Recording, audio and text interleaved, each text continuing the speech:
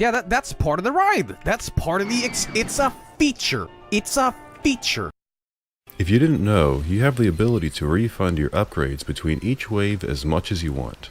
When you refund, you lose your upgrades, but you recover all the money you spent on them, except for the money spent on canteens and buybacks. The infinite refund system we know today isn't as problematic as the way it was first introduced into the game. Let me tell you the story of the refund system. Once upon a time, when Man vs. Machine came out, there was no refund. Whenever you bought an upgrade, it was a definitive choice. You couldn't change it back.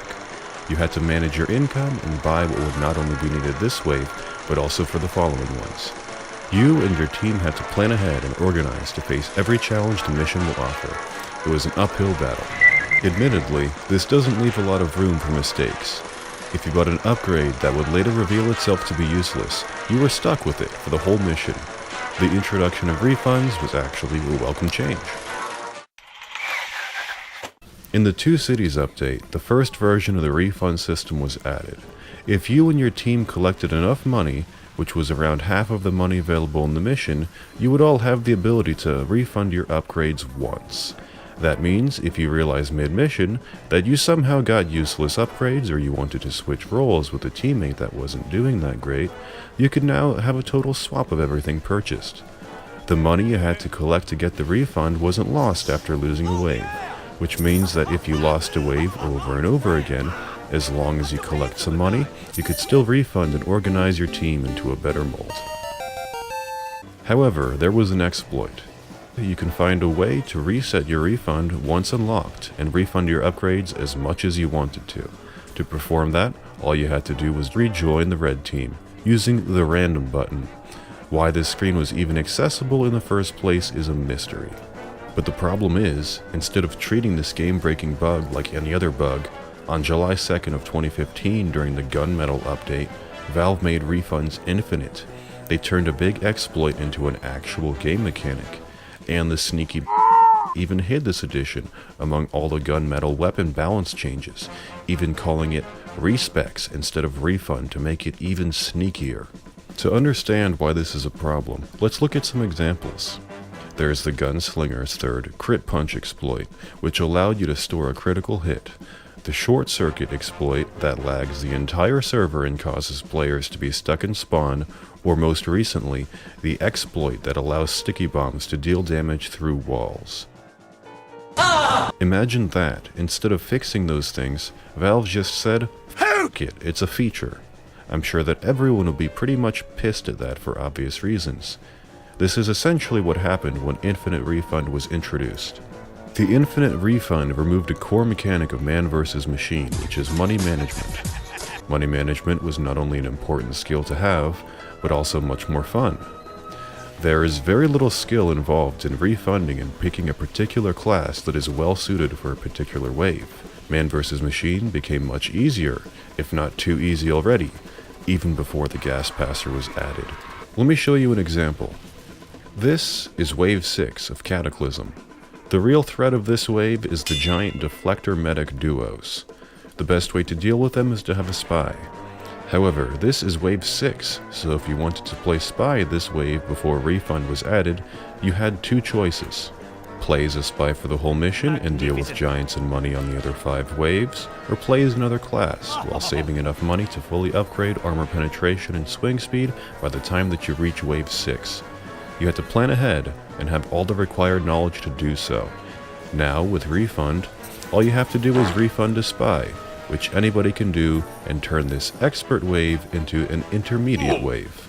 Tanks also suffer from this, especially the ones on expert and big rock, where tanks are the toughest.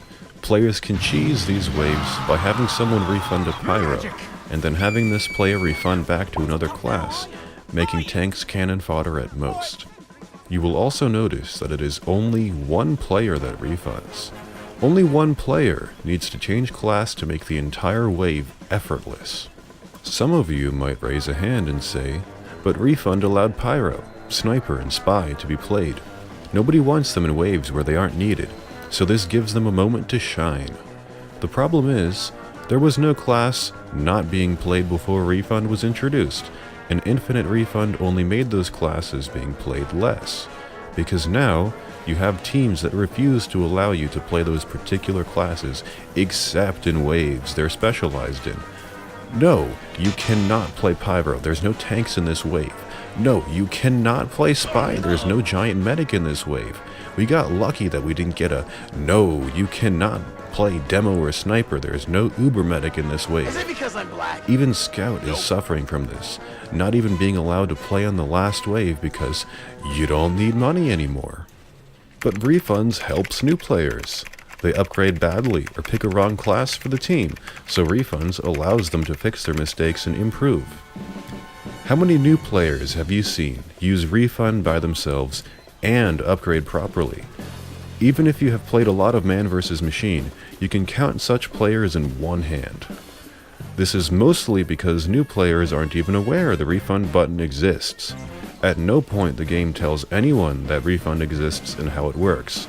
Also, new players cannot upgrade right if they don't know how to properly upgrade in the first place. Of course, another more experienced player can tell the new player how to upgrade properly, and he needs to refund to do so.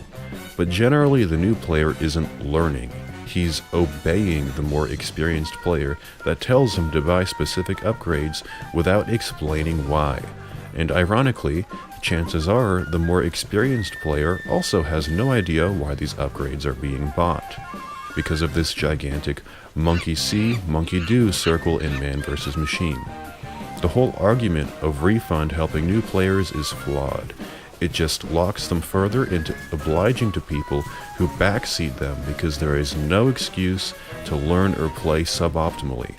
There is no excuse to have fun. But Refunds help me to carry and beat any mission on any difficulty with any team. Alright, then what's the point of difficulties then? Why have 4 difficulty levels if they can all be beaten by anyone? Let's replace all the missions with normal missions, so that anyone can beat them all.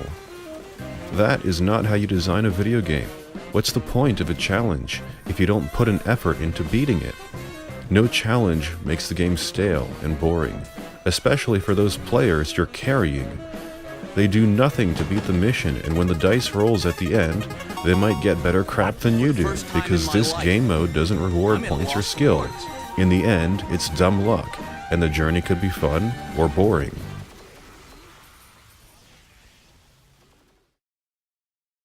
Refund takes a huge part out of the challenge of the game mode. Valve is taking huge steps to let anybody win, and if the refunds aren't enough proof that Valve has thrown balance to the trash can, there is one item from Jungle Inferno that is truly Valve's middle finger to balance.